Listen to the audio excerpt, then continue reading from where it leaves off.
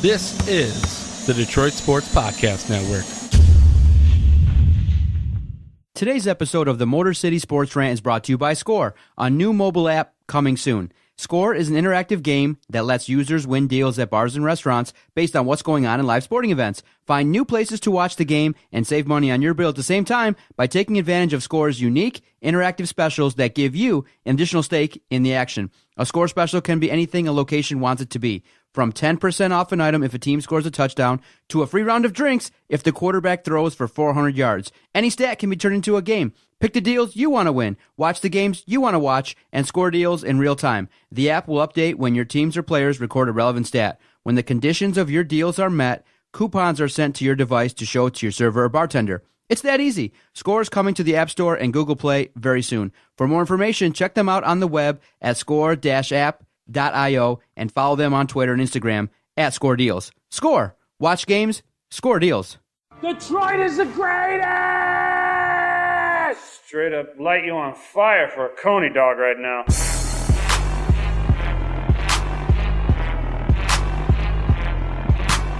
Darren McCarty comes back with Neiman in front of him. McCarty draws. McCarty in. McCarty!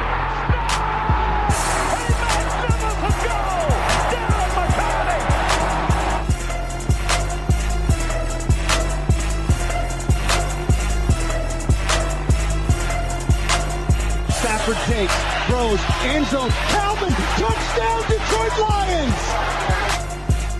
What's up, everybody? Welcome to another episode of the Motor City Sports Rant on the Detroit Sports Podcast Network.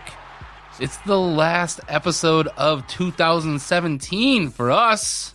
John, Jason, you gonna talk to me at all? Listen, it's interesting that you said it's the last episode. I'm thinking here, oh my gosh, what are we going to talk about? Because you got the Lions, and we're all hoping that they can squeak into the postseason if several factors happen. Most of us don't believe it, but yeah, I was just thinking, my goodness, I gave you a bonus, and then you get the next 2 weeks off. How lucky are you? You must have someone representing you. It's not just me that gets the next 2 weeks off. You get the next 2 weeks off as well. After this week, it's going to be great for me. Yeah, I'm going to slow it down a little bit. I think Adam and I will record our 2 podcasts. I think that might be it for the week of between Christmas and New Year's. Going out to cover the Quick Lane Bowl, going to spend some time with the family, so the only day I might show up to the office is going to be Wednesday. So the next week, we'll slow it down. Maybe Steve will do a podcast as well, but we're not going to have the full force going on the next week because, man, we had a great year, 2017. Got to rev it up for the new year. So anything special planned between Christmas and New Year's for you? Just getting together with the family. Gonna have a family Christmas, and I work Christmas Eve and New Year's Eve. So it's just getting through and trying to celebrate it with my wife and my son. This week, we're going to talk about the Lions. The game that occurred on Saturday versus Chicago was a good one. They had a solid performance, and Darius Slay really showed what he's able to do to help the Detroit Lions, and Trubisky threw a couple interceptions. And it was interesting, though. They kept it they kept it competitive. Trubisky was driving the Bears down the field, and it took a Darius Slay interception to end the ball game. So it was quite interesting. I'll tell you about my tales covering Michigan State basketball, the Hitachi Basketball Showcase. I was there at Little Caesars with Vito, and it was a good time. But before we get into all that, I know we want to talk a little bit about shopping online versus going to the brick and mortar. For me, had to do it over the weekend, spent 4 hours shopping, got a lot done for my nieces, my nephews, my kids, played Santa, and I enjoyed it. I know my wife was really upset because Toys R Us was packed. I mean, literally, there were people bumping into each other. We saw some friends out and about. I like it. I know that it's easy to shop online. We did buy one thing online for my nephew. For you, do you shop more online or you get out there? For me, I've always done it, and like I've told you in previous podcasts, I like to get out there Christmas Eve, get out there with the people because, I'm secluded here in the office, see people one at a time for the practice, do podcasts generally with just one other person. So I like the hustle and bustle every once in a while, but I understand where people get frustrated. They don't want to go out with traffic. Everything takes twice as long. Sometimes you go out there and things are not on the shelves because people are trying to scoop it up. But I like the hustle and bustle. I like getting out there. I understand more and more people want to sit in the comforts of their home, click through Amazon, the one touch, and you can order things a lot faster. But there's still a lot to be said to get out and about and enjoy the Christmas spirit. I enjoyed it. Got my scarf out, had a nice dinner with the wife, spent 4 or 5 hours shopping. It did put a dent in my wallet a little bit, but it was well worth it. In the past, when I did all of my own Christmas shopping, I did. That's what I did. I always went out. I did it over the course of a couple days. I try to hit a couple malls. I always loved going to Bed Bath & Beyond just because everything in the middle aisle, it's all the stuff you kind of see as seen on TV, and it's a bunch of crap you don't really need, but you find something fun, and that's how I would normally shop. Since I've been married, my wife loves Christmas. It's her favorite holiday, and she's actually done a lot of the shopping. So really, some of the only things that I really need to go out and shop for are her. And I will still go to the store. Like last year, it was kind of a late thing where we decided, we are going to do gifts for each other. So I made it a point. I went out and I made the trek to the mall, even though it was absolutely nuts.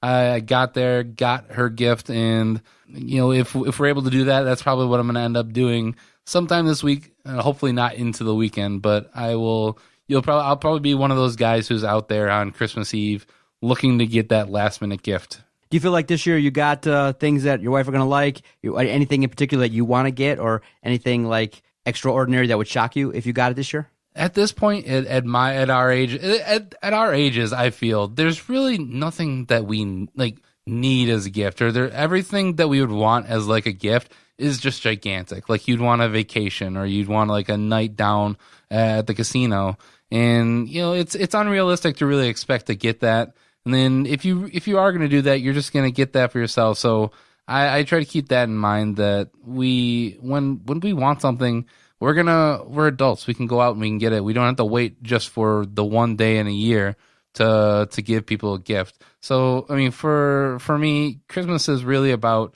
getting together, spending the time with the family. Yeah, for me, I'm the same way. My wife asked, do we want to exchange gifts this year? And I'm like, it's okay. We go out, we have a good time. We got everything we really need. Anything extra that we would spend, we just buy it for the kids. So I think now you and I are in that same boat where we just transitioned to buying stuff for the kids. Yeah, I mean, that was, early 20s, and in the early stages of our relationship, that was what it was. It was getting gifts and exchanging gifts. But nowadays there's stuff that's more important. Especially the kids. Exactly. So how did you enjoy the Lions game? For me, it was all DVR, watched it Saturday night, and basically when you saw it, you just saw that the Lions were better able to control Chicago's running game. They forced Trubisky to do some things, and unfortunately when you got a young quarterback, you got to deal with the mistakes, and he turned the ball over, threw a couple interceptions. Stafford and Marvin Jones had a solid connection, and the Lions did what you would expect when you're playing a 3-4 win team. You hammer them, you play well, you execute, you don't make a lot of mistakes. You play at home in front of your wild crowd, and you go out there and you deliver. Chicago never really even scared Detroit all that much. The Lions basically had the lead the majority of the contest, and it was a game where you got to see a couple players do some things, that maybe you wanted to see, like a Jared Davis, like a Kenny Galladay. You had situations where the Bears just weren't able to, with enough talent, to really impact the game. And really, when you watched it, you never really had a lot of fear. I mean, jokingly, my wife said, "Ooh, are the Bears going to come back?" when they were driving late. And I said, yeah, we can joke about it, but I don't see them scoring 10 points with 2 minutes left. And they were driving. The Lions were able to wrap it up. And Darius Slay made a case for himself that he is truly emerging as a guy in the secondary you don't want to throw to. Oh, obviously. Darius Slay, this whole season, just building on the past couple seasons, he's becoming one of the best shutdown corners in the NFL. He's at least top 5 at this point, and he's probably getting up there because he is a younger cornerback. He's going to be around for more years than guys like Richard Sherman, than guys like you've seen in the past when Darrelle Revis is. But I actually had to work, and my wife texted me as I'm at work, and she's like, "Are you in the bubble?" I'm like, it's the Bears. I'm good. I'll look at my phone every now and then, and I'll catch any replays afterwards. So, and I wasn't disappointed. This wasn't a high scoring game. It wasn't a really close game. It was just a game that the Lions went out there and won. Would I have liked to see them go out and maybe put a hurting on the Bears? That would have been something that I wouldn't have mind seeing, because that's what you're supposed to do against that team. And that's what I would hope we would see next week. But I kind of feel we're going to get the same thing with the Bengals, that the Lions aren't going to give you everything. They're going to do just enough to get that win and maybe make you a little concerned. Okay, so now the playoff scenario is really going to be dictated by what Atlanta does, because the loss of Seattle when they got throttled by the Rams really kind of helps the Lions a little bit in that they jump over the Seattle Seahawks. I think now the Lions sit at 7th. And so one of the biggest scenarios that will help the Lions in the next 3 games, if Atlanta loses 2 of them and the Lions finish 10-6, then there's a chance for the Lions to make the postseason by leapfrogging and having a better record than the Falcons. And the Falcons play a tough schedule coming up. So yeah, but they got as we're recording this, they're going to play on Monday night against the Buccaneers, which then the Falcons play the Saints and the Panthers. So there is a little bit of a window there that they could lose 2 of 3. And, I would expect them to beat the Buccaneers. But, hey, I would love for them to lose the next 2 games, get it out of the way, because I don't really want to go into Week 17 with the way that Aaron Rodgers looked on Sunday. Even though he had the 3 interceptions, he looked strong, he was still Aaron Rodgers, and he was getting those Aaron Rodgers calls, and all the luck was going the Green Bay Packers' way. I was watching the end of that game because in fantasy I was going up against Aaron Rodgers. You see them drive down. He scores that ridiculously easy touchdown to Richard Rodgers. They go out for the onside kick. Christian McCaffrey muffs the ball. Packers get the ball back. I'm like, oh my God, it's happening again. The Packers they're gonna win. And then he has the play that should have been an intentional groundings, but it was a holding on the defense, and everything just seemed to be going Aaron Rodgers' way. They didn't get the win, and that's good for us. But Aaron Rodgers, I would have liked to see him get what happened to him against the Vikings. I would have liked to see him get smushed again and then not have to worry about Aaron Rodgers come Week 17. But definitely, we have to focus on the Bengals first. But looking past that, at home against the Packers, that he's going to want to come in and he's going to want to put a hurting and just kill his rival. Do you see a scenario, if Atlanta wins the Monday night game, Green Bay's eliminated, do you see a scenario in which they shut down Aaron Rodgers, or he just continues to play? Because, it was tough to start him. I mean, he's a guy that he's coming off of the broken clavicle, and he comes back and he does take a couple shots on that clavicle. He did bounce back up, but many fans were nervous watching that. Do you risk it? I mean, I don't know. I think he's a competitor, and if he's healthy, he's going to want to play. But again, for Lions fans, it's predicated on you winning 2 games now.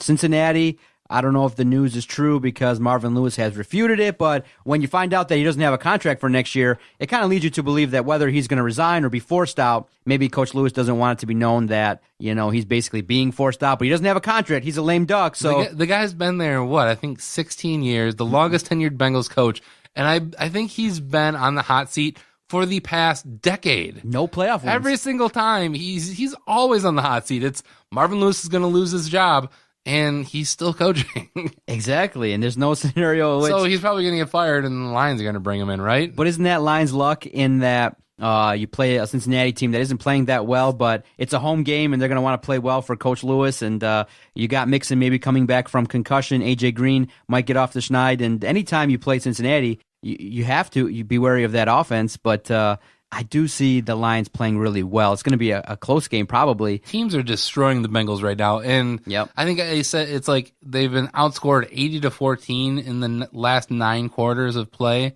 and logic would say, they got hammered by the Bears, they got hammered by the Vikings, and these are 2 teams that the Lions have been able to compete with or own, like the Bears that we've owned. So we should be able to go in there, have no issue with the Bengals.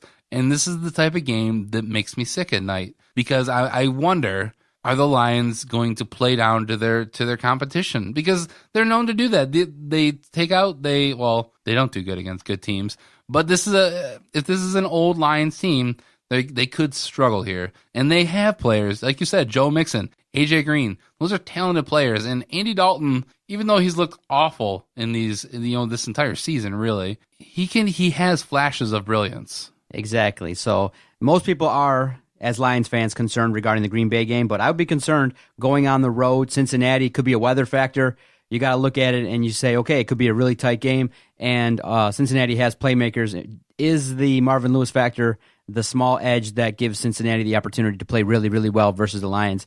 But, as fans, there's camps divided regarding how to view the Lions. Some people are like, look, let's just play out the scenarios. Let's see what happens. The worst case scenario is you finish 10-6, Atlanta runs the table, and you get left out, and you basically have to reflect back on that shitty call versus the Falcons when you could have really had an amazing start to the season. That would be the worst case scenario. Some fans are like, look, I'd rather Cincinnati just destroy the Lions, end this quickly so that the moment the Lions lose a game, Caldwell's fired, they can start a new regime. Others are like, just go out there and play. You're here now. Just go out there and win. Where do you stand? Because for me, I'm kind of reserved because when you're approaching sadness, when you're approaching great disappointment, you don't want to be naive. You don't want to set yourself up to be disappointed. There's a strong likelihood that the Lions play really well. They ball out. They go 10-6, and Atlanta does the job, and you're looking outside of the postseason. Then you got a massive dilemma. Do you fire Caldwell after a 10-win season?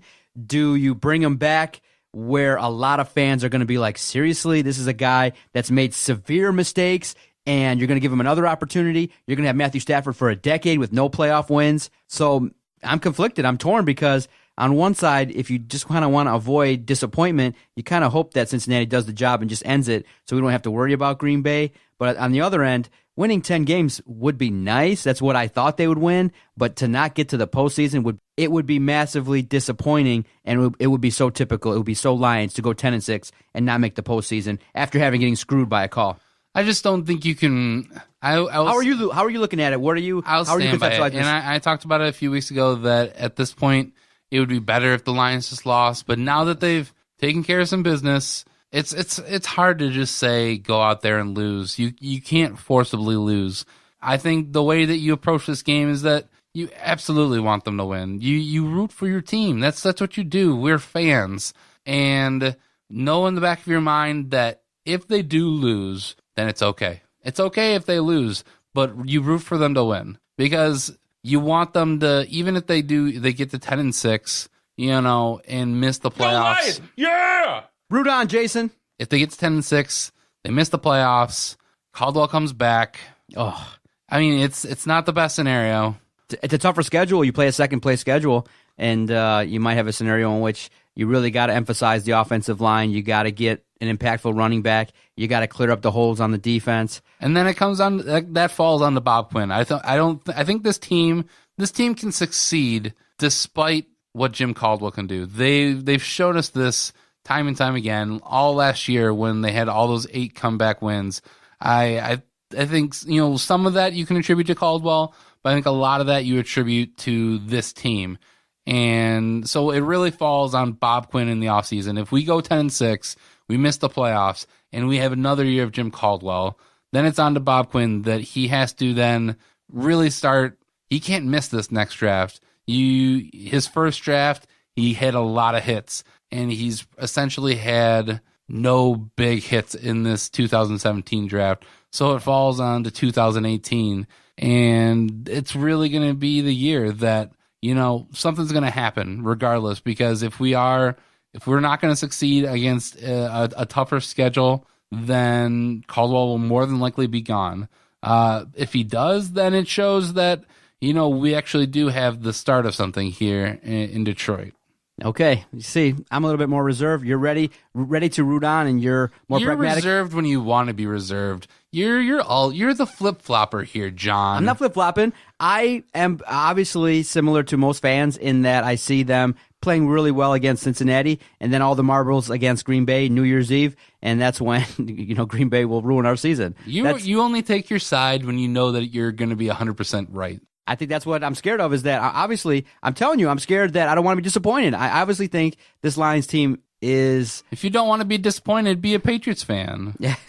No, I'm saying that the Lions team is a playoff team. Can they win a playoff game? No. So then it kind of shifts my focus into how do we get over the hump, and how you get over the hump is to clean house, get new coaches on the offense, and start over, because of the fact that, when you look at it, if they don't make the postseason, what is going to give you any confidence that a team led by Jim Bob Cooter, Jim Caldwell, is going to actually take the necessary step to get over that hump? So I'm reserved. I'm cautious. I don't want to get my feelings hurt as a fan, but it's looking like the ultimate setup for a letdown. The worst case scenario is win both games and Atlanta doesn't help you out in any way and you're number 7. That sucks, man. And it's really a wasted year. 16 weeks wasted with no progress. I mean, another year for Stafford where he's not in the postseason. Caldwell still there. That means you're going to have to basically give him another year. I just don't see that being the best case scenario for the Lions. So I'm really reserved, and I just don't want to be disappointed. That's why for the better part of the last couple of weeks, DVR has been great for the Lions now watching it. Well, I'm going to spoil something for you. You're probably going to be disappointed in the Lions at some point or another. So whether it's disappointment now, whether it's disappointment later, it's going to happen. All right, Jason, let's take our first time out, come back. I'll recap my experience at Little Caesars for the Hitachi College Basketball Showcase, and I want to hear your review of The Last Jedi, because just if you go on the interwebs, everybody has an opinion. People either really like it or they're a little bit disappointed in the up and down nature, the comedic way that this movie was put together. A lot of people have strong opinions, and I'm curious to get the King's take on the new Star Wars movie. We'll be right back on the Motor City Sports Rant.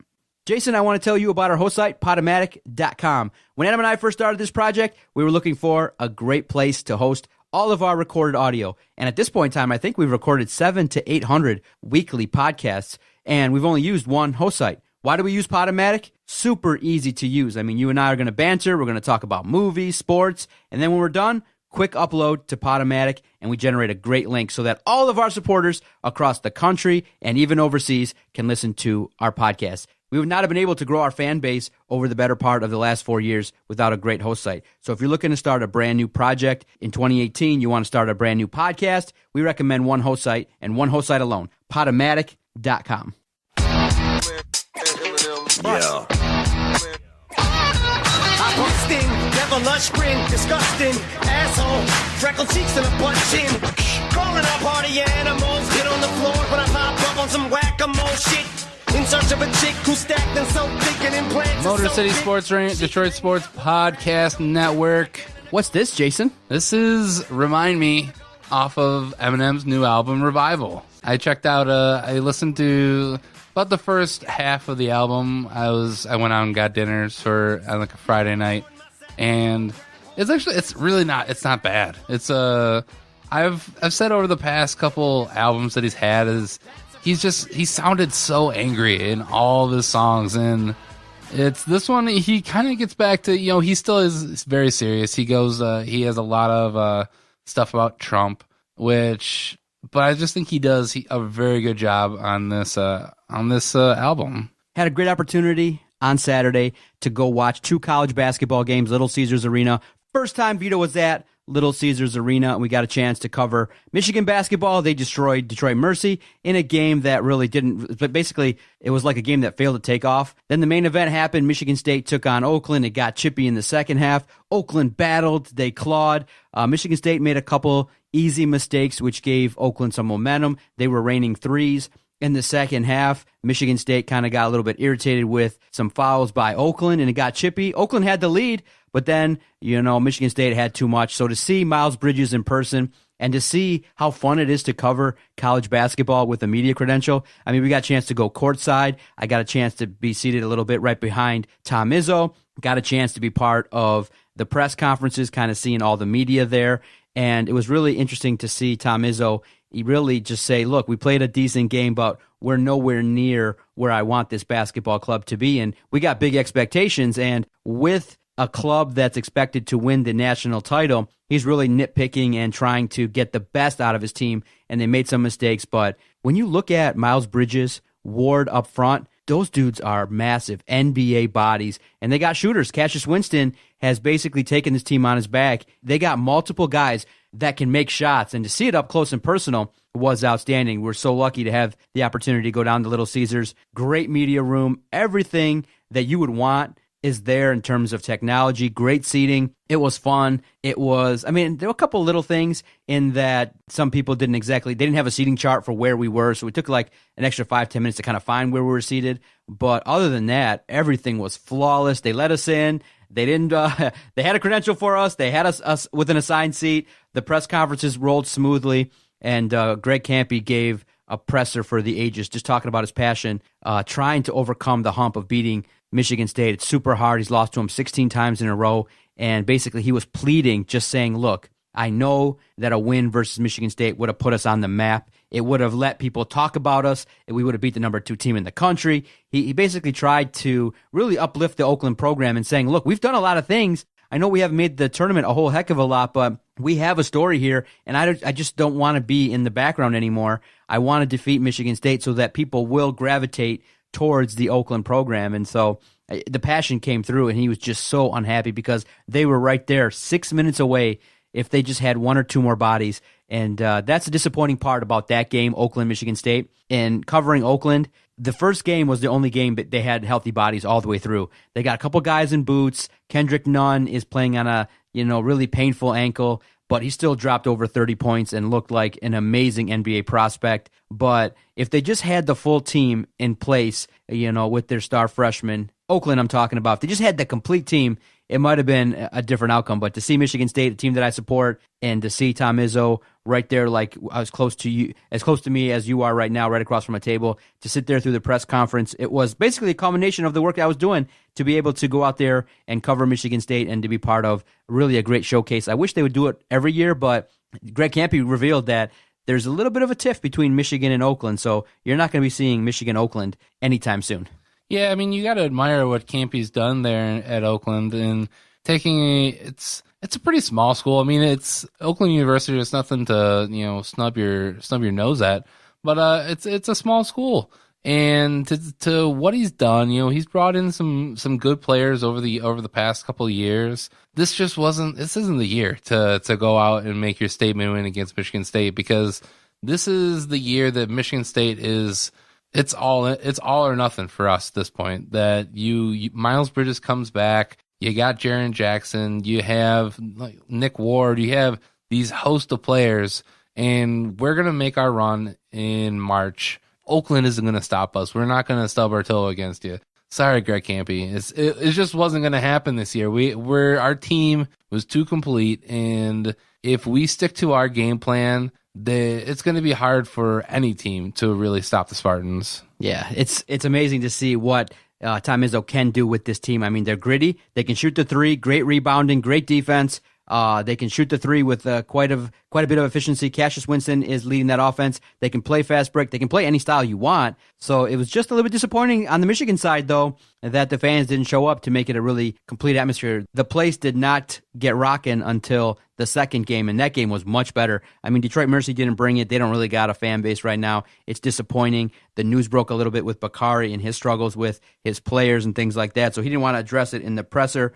John Beilein talked a little bit in the presser about the challenges, a little bit of not having Mo Wagner, playing against a plethora of some old coaches, but he likes his team, and Michigan can do some things. They can shoot. They can play a solid brand of basketball as well. They'll surprise some teams, but by all accounts, many people are viewing the Big Ten as down, and people are thinking that, and going into it, that Michigan State basically could win the Big Ten by 3 or 4 games, not losing more than 1 or 2 more. Well, maybe if Jim Harbaugh coached the Wolverines basketball team too, they might draw some more people, but they're a football school. There was the couple of years where Beilein, they made it to the national championship game, and they did not win that game. Sorry, guys. That was your only shot. Unless you luck into some good players that you find out of nowhere, Michigan probably isn't going to be going that far for a while. So, why bother for Michigan? Sorry, guys. This is coming from a Spartan fan. So all I can say is suck it. Yeah, all right, follow us on Twitter at Detroit Podcast for great pictures. Vito did a recap, all the videos. We got kind of interesting. One quick note, though, I will say, interesting, basically lack of security, I would say. I mean, we got to kind of walk around with the media pass, but after the game was done, there was a under-18 hockey game going on, and the bench was right there. The door, basically, you walk through the door, and there's the benches. So we're like, okay, there's nobody there. We walked right up to the players. And I'm like, we just had a badge on, and I took my phone out and started filming it, but they basically didn't say nothing. We walked right up to the players. I mean, literally, from where you are to me in relation, I walked right up to a player during a line change, and Vito's talking, and we're shooting, and nobody batted an eye. So hockey players are really trusting. We had a good time. The thing, though, that I like is that they treat you really good. The food was amazing. The media room is massive. You can get around pretty quickly. So now, my 4th time there doing stuff for the network, I know my way around. It's really fun, man. It's a great place to watch a game. Great sight lines. You can walk right up to the court. You can take a lot of nice photos. You can just do your thing, and I've just loved doing it. It was such a great culmination of the 2 years of work to actually have Oakland play Michigan State. Tight game. ESPNU, it was great. I got on DVR, had a chance to watch it back again. Man, if Oakland, they had a drive, I believe they had a possession where they were up 2 or 3 and they had the ball and they turned it over, and that's when Michigan State just took advantage. They had a chance to extend the lead and they didn't, but Oakland clawed back, but they just don't have enough horses at this point in time. They're not exactly as healthy as they could. So I would love it if they would just play every year and maybe just one time if it happens. Michigan State, come down the road there, come down 696. Come to the arena and play Greg Kampe at the arena. That would be a sight to see. That would sell out fast, and knowing our relationships, it would be a fun time to cover. Would you be able to actually get a press pass to that? Or yeah. Are you sure they wouldn't big time you? No, they're not big timing me. I have Greg Kampe's number. I call him. He's very open with the media. So you would complain to him. You'd be like, Kampe, come on. I'd be like, get me in, baby. I mean, give me 2, give me 3. Listen, we got nice numbers showing, and people have recognized it, at least in college basketball. We've gotten into everything that we've wanted to in terms of college basketball, so I'm pretty happy with that. All right, Jason, tell everybody, you got a chance to go see The Last Jedi. Take me through it. Was it favorable for you? Did you like the joking, the way that sometimes, I guess in reviews that I've read, where sometimes you think bad things are happening and then they break it down with levity, or sometimes it's a serious moment or a joking moment and they make it real serious. They ramp it up and down. In terms of a Star Wars movie, how did you rate it? So Star Wars Episode 8, The Last Jedi. And I will say I will try to keep it as spoiler-free as possible, but just in case, spoiler warning for anybody who wants to go into this movie with, a clear slate and you want to see this, you just want to have your own judgments. So my judgment, it was a good movie. I didn't read a whole lot because after the Batman the Dark Knight Returns, the one with Bane, it was the last one in that Christopher Nolan trilogy. I read so much about that movie. About, after The Dark Knight with the Joker and Heath Ledger in that performance, I was convinced that Dark Knight Returns was going to be the best movie ever. And I read so much and so many theories about it, and I just got let down by that movie. So I've taken the stance that I try to stay away from all the articles and speculation about what's going to happen. So I went into this movie, with a kind of just a base knowledge of what I've seen from trailers. And it was a really good Star Wars movie. It wasn't the best one. I actually prefer Force Awakens. I think Force Awakens was a better paced movie, even if it did model the Episode 4 New Hope, the kind of way that they did that.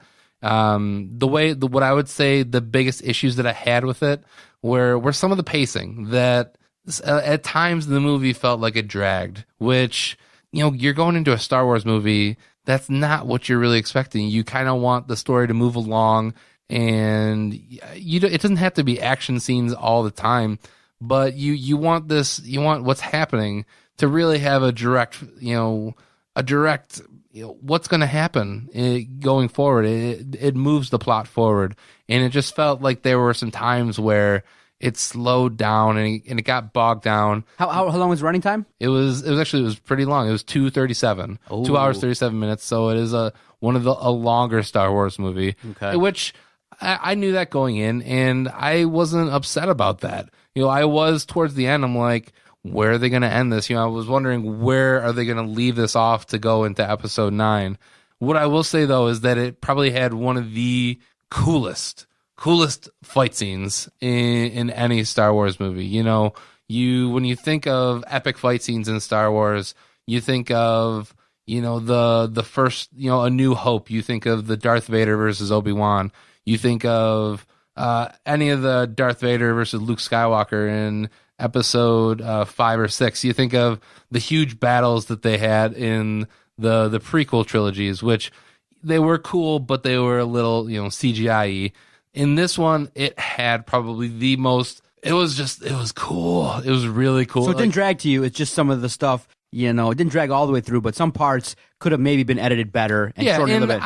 I was fine. You know, people want to complain about Any major things happen in the movie as well? Anything that was shocking? Okay. Definitely some shocking things, and this is I will spoiler alert right here, because I will mention these are the big things. So going into this, you were wondering who one of the main characters, Rey. She's the female character. And what was the big? She's force sensitive. She could be a Jedi. She found Luke Skywalker at the end of The Force Awakens. And one of the big questions going into this was that, you know, who's Rey's parents? Because she just kind of seemed on this world. She had a mysterious past, and comes out revealed that her parents are nobody. They're a bunch of nobodies. And it came at the end of the really cool sequence. And just the way it came out, I wasn't upset by that. You know, people wanted her to be some, you know, distant relative of Obi-Wan, or to be like a long lost daughter of Luke or Han and Leia, but it really worked. That was one sequence. The Supreme Leader Snoke. Again, spoiler alert, it's crazy. Don't listen to this if you're already listening, you've already been spoiled. The Supreme Leader Snoke, who was supposedly he kind of had that Emperor vibe in The Force Awakens, and you know, who is he? Where is he going to come from? What's his backstory?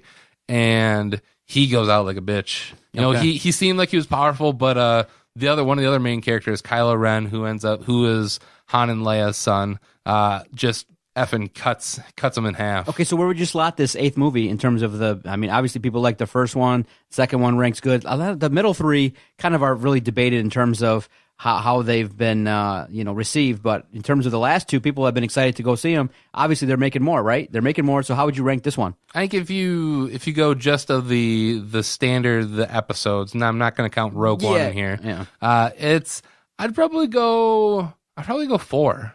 Empire Strikes Back is probably the best movie of all of them, and then I might put it's a close tie between the first one, A New Hope, and then The Force Awakens, and I would put this right after that, because I think all the trilogy, that's going to be in the bottom, and then I think this movie was better than Return of the Jedi, which was the last in the original trilogy. Mm-hmm. What I will say, one of the things people criticized Force Awakens for was that it seemed like it took too much from that first Star Wars movie, A New Hope, that people said that they were trying to be too much like that. There were some similarities in that, but I think the director, Rian Johnson, did a very good job of kind of, like you said, misdirecting people. Of, you think you know where you're going, and they go the opposite way. By all accounts, then, I think in terms of people who support the Star Wars movies, that the first 3, the original ones in the 70s, basically you'd call them episode 4, 5, and 6. Those are the ones that are revered. What was your take on the new era of Star Wars movies, basically episodes 1, 2, and 3? I know the last 2 have been okay. What did you make of those middle 3? The first 2 episodes, 1, 2, and 3? Yeah. You know, as a kid, you know, if you're seeing these as a kid, they were really more marketed towards, you know, a younger generation, a kid generation, and really, I mean, the movies they're for PG, and really. No, I'm talking about, obviously, we all revere Star Wars, The Empire Strikes Back, and Return of the Jedi. Those are the first 3. Correct. The middle 3, or basically episodes 1, 2, and 3, as they're called, but they came out 4th, 5th, and 6th. How were they? Because I know the last 2, people loved the last one last year, and this one people are talking about up and down. But the middle 3, do you like those? The ones that just came out like maybe 5, 10 years ago? I think they had a good idea. I just don't think they were executed that well. The only one I saw of those 3 was the one with Jar Jar Binks. That was the first. I think that was episode 1. Episode 1, The Phantom Menace. Yeah. You know, I think the story was there. It was just, I think there was poor acting. I think there was probably poor directing. So you didn't like any of the 3, those new ones? I like parts of them. Like, okay. It could have been executed better. Okay. You know, I like the lightsaber battles. Who doesn't like a good lightsaber? So you're saying the movie that was released that you just saw was better than last year's movie? No, not better than Force Awakens. No, Force Awakens you liked was much better than this movie. I do like Force Awakens better. I think that had a better pacing. If you want to throw in Rogue One, which was actually the movie that was last year, which is you're referring to, you got to brush up on your Star Wars history. But yeah, Rogue One it's outside of the episodes. It's Why? Because it's, you know, all these other movies, they're episode 1, 2, 3, 4, 5, 6, 7, 8. Rogue One is just it's a standalone movie. Oh, okay. So Rogue One's not. So there's been 9 Star Wars movies. Yes. Oh, wow. Okay. But this one isn't an episode, and like. So wait, has there been a Star Wars movie the last 3 years consecutively? Yes. Yeah. So okay. Force Awakens was 2 years ago. Last year was Rogue One. This year is Last Jedi. So and this is I credit for them for what they're going to have Star Wars movies till we die, probably. Of course. And I think next year is the Han Solo movie, which is going to be a story of a young Han Solo. Okay. And so before we get out of here, how was Carrie Fisher kind of intertwining this, knowing that she passed away? They didn't really. That was one thing. They didn't really. Spoiler. They didn't really wrap that up. Oh, okay. They, she was in it, and they had at the end of the initial credits before the actual scroll, they gave the in memory of our princess Carrie Fisher. It's up in the air of what's going to happen, and as there are with movies that are episodic, and you don't know what's going to happen next. That's one of the big questions of how they're going to seemingly write her off. At the end of this movie, Luke Skywalker, he's gone. Oh, Luke. He's one with the Force. Gotcha. He faded away. He was awesome, and then he faded away. So, you got Han gone now. You got Luke gone. Leia's close to probably. They've said that they aren't going to do, so what they did in Rogue One is they dealt with characters who had passed away already, or they had a young Leia, and they used a combination of a stand-in and CGI. And they've said that they don't want to use CGI to recreate another Princess Leia. So I think probably what we're going to see is either she's just going to be kind of written off before the movie even starts. Who knows when this movie's what the timeline's going to be, because this movie did pick up right where Force Awakens left off. But as we've seen in the previous episodes, they have time jumps. They may jump, 2-3 years down the line, see what's going on, and maybe she passes away, or maybe in the beginning of the movie, you see her ship get blown up. Similar to what I asked you last year, do you need to have seen some of the other movies to understand some stuff in this movie? Can you go see it standalone if you have no clue what's been happening in the past? I mean, you can, but you'll be confused I a don't little know bit. why you would want to. Especially with people when they come out of the theater and they're being interviewed by media, they're like, "Wow, it's cinematography, it's great action, being in the theater, seeing a Star Wars, the shooting scenes or whatever, just being part of the movie experience." Is it worth it to go if you're not into Star Wars all that much? I think it's worth it because it's a cultural thing. It's something that you can share with the rest of society because. It made $220 million, so a lot of people went and saw this movie just in the first weekend alone. All right, before we get out of here, how many crowns do you give The Last Jedi? I give it 4 crowns. 4 out of 5? I think you got to give it to it. It's Star Wars. I'm a huge Star Wars nerd, so I have so many questions going into Episode 9, and I am glad they, I think a month or so ago, the director that they had tied to it, they let him go, and they brought back J.J. Abrams, who did Force Awakens. Mm-hmm. So I am excited to see what's going to happen in Episode 9. Okay. And really what they have real quick, you got to catch me up to speed. Okay, the first 6 movies, I understand. Episode 4, 5, 6 were in the 70s. 1, 2, 3 happened consecutively, maybe 10 years ago. Then which movie is the standalone? Rogue One. Rogue One, then that's the first movie of the new era of the last 3 years? No. Okay, so the first movie that came out after the 6 was... You want me to give you a timeline of the movies? Yeah. So you have Episode 1, 2, and 3, which are the movies that came out in the early 2000s. Yep. Then if you're going in the Star Wars timeline, you would throw in Rogue One, which is the movie that came out last year. At the end of Rogue One... Rogue One standalone. Yes. Standalone by itself, kind of just its own thing. It doesn't deal with the Skywalker or the Han Solos. It's standalone characters. Okay. So where Rogue One ends is where the Episode 4, A New Hope, the original Star Wars, it immediately picks up after that. Mm-hmm. So then you have Episodes 4, 5, 6, and then you have the new ones, Force Awakens, Last Jedi. And more than likely this Han Solo movie will be similar to that Rogue One era. It'll be probably before the time of Rogue One, but after where Episode 3 was. Jason, Merry Christmas, Happy New Year. Always enjoyed podcasting. 2017 was awesome for the network and for the Motor City Sports Rant. everything was on an uptick. Everything was great. Look forward to a fun 2018. We're definitely going to pick up on the bowl game, what happens with Michigan State, what's going on with the Lions when we come back in the year 2018. I think we'll be off now 2 weeks in a row because of Christmas and New Year's. We'll take a couple weeks off. In 3 weeks, we'll catch up with everything and recap a very fun end of 2017 and hopefully some good stories to talk about in 2018. Your biggest hope for 2018? My biggest hope for 2018, Sports. You know it. Michigan State, Final Four, win the Final Four contest, get to the title game, and have an epic performance and cut down the nets. That's your dream. biggest hope for 2018? That's all I care about. That's the only hope. I mean, the Lions, they can make a playoff run, but do I think that they're close to winning a Super Bowl? No. Pistons, Wings, I want them to continue to evolve, but that involves basically tanking and getting more talent, replenishing. My biggest hope is, like I tweeted out, a major flush. You got to get better coaches. You got to get better than Stan Van. You got to get better than Jeff Blashill. You got to get better than Caldwell. The Tigers, we're going to be going to Toledo to see a bunch of these young players, so it's going to be a little bit of rocky waters in Detroit sports. So Michigan State carries the torch for ultimate success in terms of championships. 2018, I would say my biggest wish, and it's my Christmas wish as well, is that the Lions get a running back. Oh. That's all I want. All I want for Christmas is a running back who can get 4.5 yards per carry. Running back, baby. No doubt about it. Let's see how the draft looks. Oh, my gosh. It's actually closer than we think. April is actually right upon us. Saquon Barkley. Not I don't happening. care. Anybody. Give me somebody. Somebody.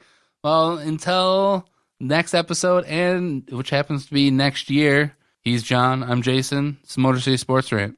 May the force be with you. Godspeed, Rebels.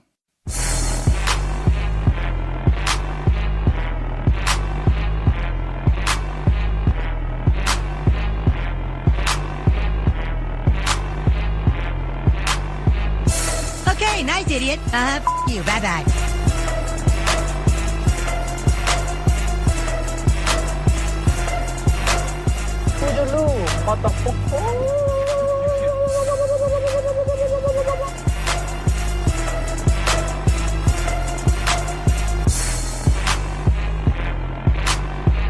Good day, sir. I said good day.